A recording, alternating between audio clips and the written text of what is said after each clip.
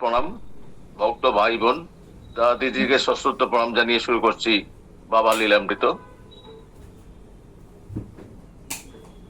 পুরুষ তিন প্রকার। প্রথমত খর পুরুষ, যা হলো স্থূল দেহের আধার। দ্বিতীয়ত অক্ষর পুরুষ, ওই স্থূল দেহের ভিতর যিনি আছেন অর্থাৎ জীবাত্মা। আর তৃতীয়ত হলো উত্তম পুরুষ, যা হলো খর ও অক্ষরের ঊর্ধ্বে অর্থাৎ পরমাত্মা। আরেক পুরুষ আছেন, তিনি খর এবং অক্ষর পুরুষের মাঝখানে রয়েছেন, তিনিই হলেন মহাপুরুষ।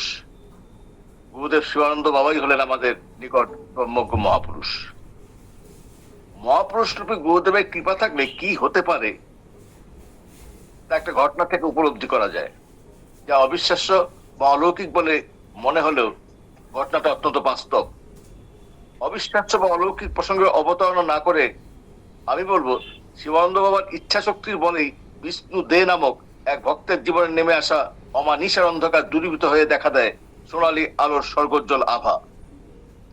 পদ্ধতিগতভাবে সরকারি নিয়ম মেনে তার একটা সরকারি চাকরি হয়েছিল, কিন্তু মিথ্যের বসে শ্রী দেকে না জানিয়ে বিনা কারণে তার হাতে চাকরি বাতিল হওয়ার একটা সরকারি আদেশনামা ঊর্ধ্বতন কর্তৃপক্ষ ধরিয়ে দেয়। ঊর্ধ্বতন কর্তৃপক্ষের এরূপ বিমাতৃসুলভ আচরণে আর্থিক, মানসিক লজ্জা এবং হতাশায় সম্পূর্ণরূপে সে ভেঙে পড়ে।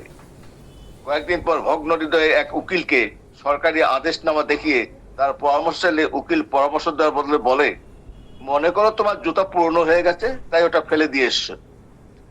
এই জন্য গোদের উপর বিস্ফোরা। আশার বদলে নিরাশার গাঢ় অন্ধকারে সে ডুবে যায়। প্রায় 6 মাস পর গুরুদেবের সঙ্গে সাক্ষাৎ হলে তার দুর্দশার কথা শিবানন্দ বাবার কাছে নিবেদন করে এবং তাকে বিপদ থেকে উদ্ধারের আবেদন জানিয়ে চরণতলে লুটিয়ে পড়ে। গুরুদেব তাকে অভয় বাণী দিয়ে আশ্বাস প্রদান করে যে চাকরিটা সে ফিরে পাবেই। তিনি বিষ্ণুকে চাকরিদাতা কর্তৃপক্ষের বিরুদ্ধে অতি সত্বর মামলা করার নির্দেশ দেন। গুরুদেবের আদেশ এবং ইচ্ছায় বিষ্ণু অন্য এক পরিচিত উকিলকে সমস্ত কিছু জানালে ওই উকিল কোনো ঝুঁকি না নিয়ে যথারীতি কর্তৃপক্ষের বিরুদ্ধে অভিযোগ দায়ের করেন। মামলা করার মতো তেমন কোনো নথিপত্র তার কাছে ছিল না। উকিলকে সে শুধু কেস করতে বলে এবং ঝুঁকি সম্পূর্ণ তার, যা হয় হবে।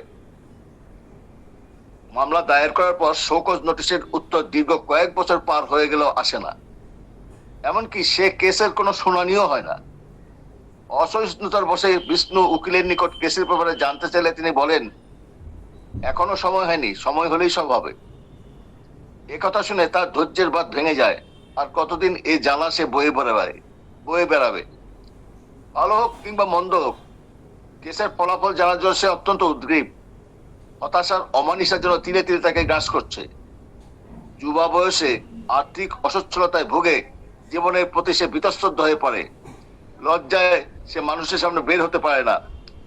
মানসিক অবসাদে সে যখন প্রায় অবসন্ন, তখনই তার সামনে তার জীবনে উকি দেয় এক নতুন দিগন্ত, নবপ্রভাতের আলো। সময়টা 2002 সাল।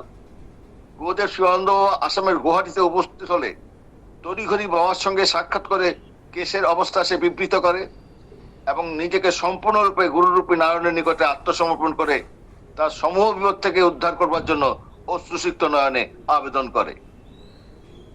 ভক্তের এরূপ দুরবস্থায় শিবানন্দ বিচলিত হয়ে পড়েন। তখন বাবা তার নিজের হাতে লেখা 2খানা নোট বিষ্ণুকে দিয়ে তা উকিলকে দিতে বলেন। বিষ্ণু যত্ন সহকারে নোটের প্রতিলিপি তার কাছে রেখে দেয়। বাবার আশ্বাস বাণীতে বিষ্ণু নতুন করে বাঁচার আলো দেখতে পায়। এরপর 2003 সালে বিষ্ণু নিজের আন্তরিকতায় উকিলের সাহায্যে মামলা শুনানির জন্য দিন স্থির করে। যে বিচারকের আদালতে কেসটা শুনানির জন্য উঠেছিল তিনি অত্যন্ত কড়া এবং অত্যন্ত রাগী প্রবৃত্তির। কোনো উকিলই চায় না ওনার আদালতে শুনানি হোক। এরূপ অবস্থায় কেসের শুনানির দিন সকালবেলা সে বাবাকে বেনারসে ফোন করে ব্যাপারটা জানায়, কারণ এক অজানা আশঙ্কা তাকে কুরে কুরে খাচ্ছিল। কি হয়, কি জানি কি হয়।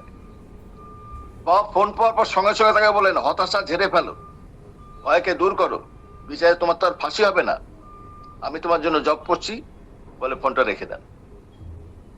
অত্যন্ত উৎকণ্ঠার মধ্যে দিয়ে প্রতিটা পল, প্রতিটা মুহূর্ত অতিবাহিত হচ্ছিল।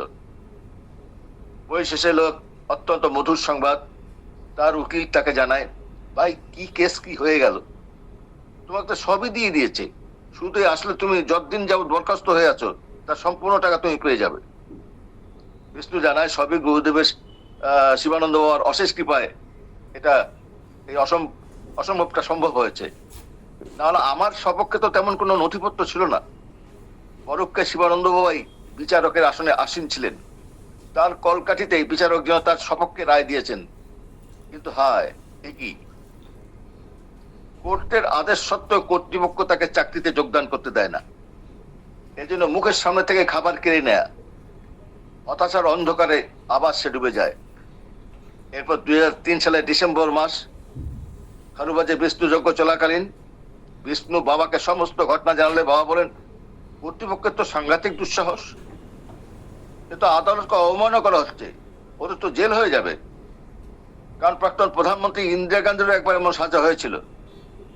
বাবা বিষ্ণুকে আশ্বস্ত করেন যে গোবিন্দ একবার কিছু দিলে তিনি আর কেড়ে নেন না, জয় তোমার হবেই হবে। বাবার আশ্বাস বাণী পেয়ে সে ধৈর্য ধরে অপেক্ষা করতে থাকে। এভাবে আবার বছর পার হয়ে যায়, কিন্তু কিছুই হচ্ছে না। তাই সে অত্যন্ত দুশ্চিন্তায় ছিল।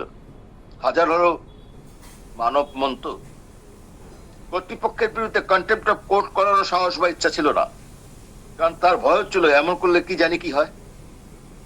কিছুই হচ্ছে না দেখে বাবার অভয়বাণীর উপর ভরসা করে শেষ পর্যন্ত কর্তৃপক্ষের বিরুদ্ধে সে কন্টেম্প্ট অফ কোর্ট করে। এরপর আদালতের নোটিশ পাওয়ার পর কর্তৃপক্ষ পারলে তাকে বাড়ি থেকে ডেকে নিয়ে চাকরিতে পুনর্বহাল করে। কর্তৃপক্ষের তখনকার অবস্থা হলো, ছেড়ে দে মা, কে দেবাচি।